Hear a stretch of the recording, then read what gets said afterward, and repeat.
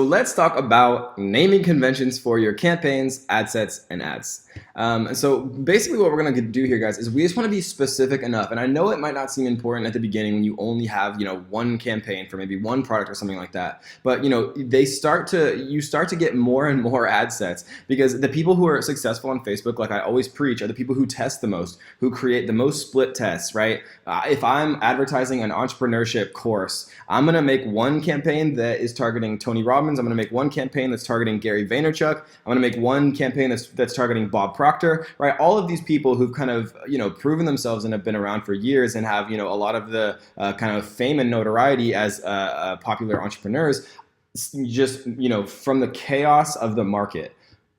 For whatever reason, people who like Gary Vaynerchuk might literally be 10 times more likely to make a purchase from me than people who like Tim Ferriss or than people who like Oprah, right? So, you won't be able to figure that out. And no matter what I think or what you think or what anyone thinks, the only way to know for sure is by testing the market, guys. And how you do that is by creating split tests, and a lot of them. And so, unless you actually name your campaigns and your ad sets kind of correctly from the start and get into that habit, it's going to become very confusing, what you're actually trying to accomplish. And so if we're actually going to run, for example, like a traffic campaign, and we're going to run it for, our brand new top of the line cutting edge Corgi merch, I would say like Corgi t-shirt traffic campaign, and I would say May 2018. And then so once we're inside here, we can actually name our ad set. And we want to be even more specific here because, the campaign contains all of our different ad sets. Like you could have one campaign with 1 million different ad sets, literally, or more. And so we'd name this something like, Corgi, puppy, t-shirt, traffic, and then we'd want to name the actual graphic itself. So this would be like the Core Geek one with the little glasses on our Corgi, Core Geek graphic number 1, if we had multiple of them. And then maybe for this specific ad set, we're going to target males who are 25 through 34, and we target people whose interests include PetSmart and Welsh Corgis. Right, so that is a ridiculously detailed ad set name. But then when you're actually, going to evaluate which ad sets are performing, which ones are getting you, cost per clicks that are $1 versus cost per clicks that are 25 cents, right? Or which ones are getting you cost per purchases that are $3 versus cost per purchases that are $10, right? So obviously you want to optimize and scale the ones that are getting you the lowest cost per purchase, right? Cost of advertising per purchase that you can possibly get. And so if we did this one, right, just to illustrate, so if we did this, it's males 25 through 34. So we just come down here and choose 25 through 34 who are men. We could do even people who speak English. And for interest, we might do PetSmart. You want to make sure that you choose the right PetSmart, right? Employers of PetSmart, schools or universities that are PetSmart, you don't want to choose these two. You want to make sure that you actually choose the interest of PetSmart. And you can tell right here where it says size. So people who go to the PetSmart University, whatever that is, only 2,700. Or people who actually have the employer PetSmart, there's 116,000. Versus people who are interested in PetSmart, and PetSmart products is 4.5 million. So we could choose that one. And then we could also do, Welsh Corgi right here, 4.2 million. So people who are interested in this. So if we look right here, this is our ad set name, and this is it kind of represented actually in the ad. And again, we're going to go through this very, very much more in depth, but I just wanted to show you kind of, how the naming convention of our ad set would actually look when it comes down to, the demographical targeting and the detailed targeting. So that is naming conventions. You just want to kind of get in the habit of naming these things early, and I know it's going to seem kind of tedious at first, but once you get in the habit, you're going to thank me when you have 50 or 100 different ad sets running, and you're going to be able to make very, very quick decisions, saying to yourself, oh, okay, so the interests that had PetSmart and Welsh Corgis are not performing as well as the interests who like I love Corgis, the page, and some other pet company that I can't think of right now. So let's talk about the Ninja methodology.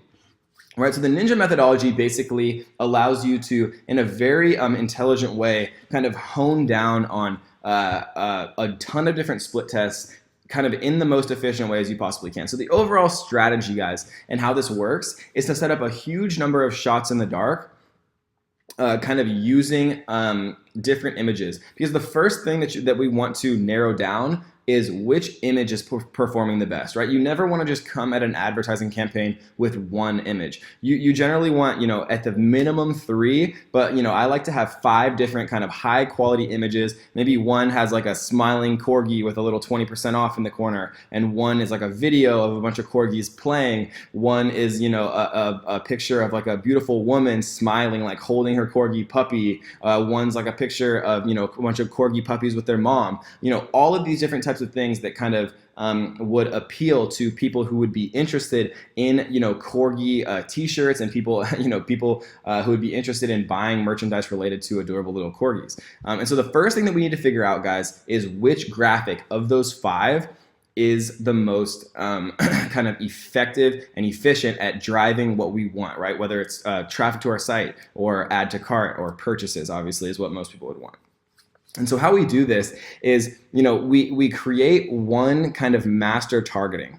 And so what we would do is we would say, okay, these are the people that I think, are the most likely to buy. And we can get this information, again, from Audience Insights, right? I hope you're kind of thinking ahead while I'm talking right now, because I think you're starting to get, how these things all kind of play together and why it's so important to have this base. Hopefully, I promise I'm not just, saying all of this.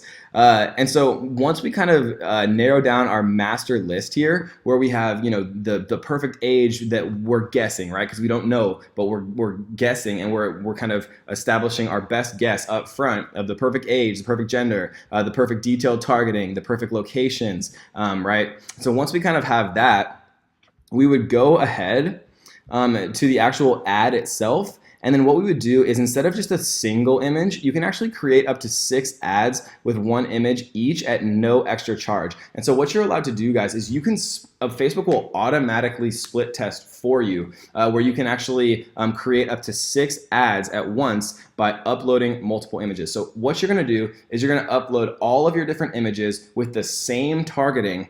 And then when you do that, what Facebook is gonna be able to figure out for you is what is the most effective image. And once you know what the most effective image is, the market will tell you, guys. It's gonna give you a very clear, it's gonna be so strange, because you might have a favorite of the 3 or of the 5 or of the 6 or however many that you make. And you might figure out that that's actually the one that performs the worst. And you can't be emotional, right? Don't get tied to your favorite things. Let the market tell you. You might have one that you think is the absolute worst picture, but it's performing by far the best. And we're going to talk about how to tell what ads are performing. We're going to talk about how to optimize and scale later on, I promise. And we're going to talk about all of these hacks that I've figured out through millions and millions of dollars of ad spend. But that is kind of the ninja methodology, guys. You first have to figure out what is the best performing image. Once you have the best performing image, then you can start to split test on other things. And what I mean by that is that you actually split test on interest, for example. And we're going to talk about the ninja way to do that, which is going to be one of the most exciting parts of this entire course. But I'll give you a little hint. It is right here. Instead of creating new ad set, create multiple new ad sets. And we're going to talk about variants. And we're going to talk about the slickest ways to set this all up, guys. But I promise you we will get to that. But first, we got to finish out this solid foundation. I promise it's coming to a close, and we're going to get to the super, super exciting stuff. So that is the ninja methodology.